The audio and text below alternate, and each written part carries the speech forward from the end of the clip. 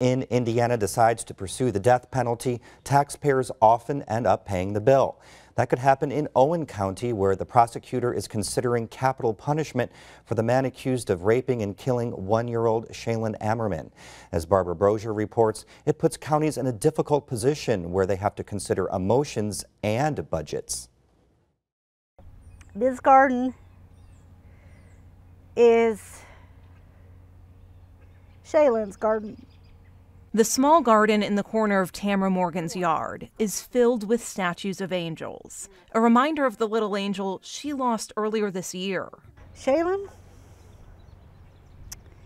was probably the most perfect little one-year-old you could have. Shaylin Ammerman went missing from her grandmother's house in March. Police later found her body in a rural area of Gosport. They arrested family friend Kyle Parker, who police say took Shaylin out of her crib before raping and murdering her. Parker pleaded not guilty to the charges and could go to trial this summer. You just took everything away from me. The case meets state requirements to qualify for the death penalty, but the Owen County prosecutor hasn't decided if he's going that route. At this point, we're not going to make an emotional determination regarding the death penalty or life without parole request. It's a difficult decision to face, one many counties throughout the state have grappled with.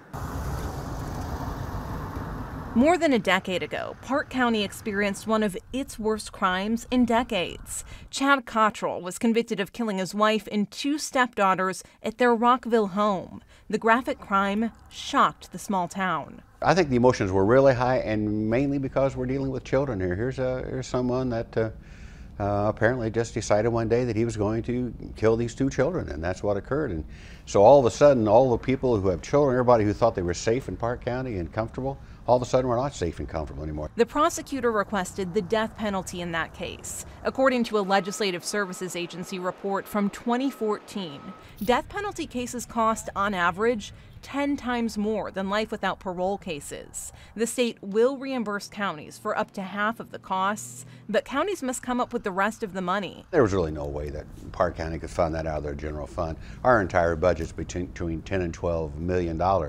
And we knew that this case was going to cost well over $1 million. The Park County Commissioners got legislative approval to enact an income tax increase to pay for the case. The tax was in place until the case concluded, which took several years. It cost more than $1.5 million, and the judge ended up sentencing Cottrell to life without parole. After the trial, after he took the plea, we still had to pay the hotel about $10,000 just to cover the reservations that we had made. The high price of death penalty cases is partially the result of rules the Supreme Court adopted regarding defense lawyers who work on the trials. There had to be 2 lawyers appointed for a defendant. They had to have a certain level of experience and certain, specialized education. And they also had to have their caseloads limited so that, in terms of how many other cases they were trying to handle.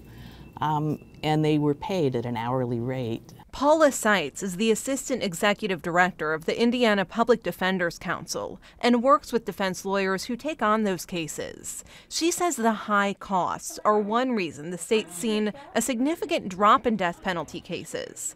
On average, there have been fewer than 2 death penalty cases filed per year over the past 5 years. People are looking much more carefully at how you spend our public dollars, our taxpayer dollars, and so, you wouldn't pay for a program that, was only going to result, that was only going to be 20%, effective. Only 1 in 5 cases actually resulting in what you're trying for. There's also another option available for high-level crimes that's cheaper.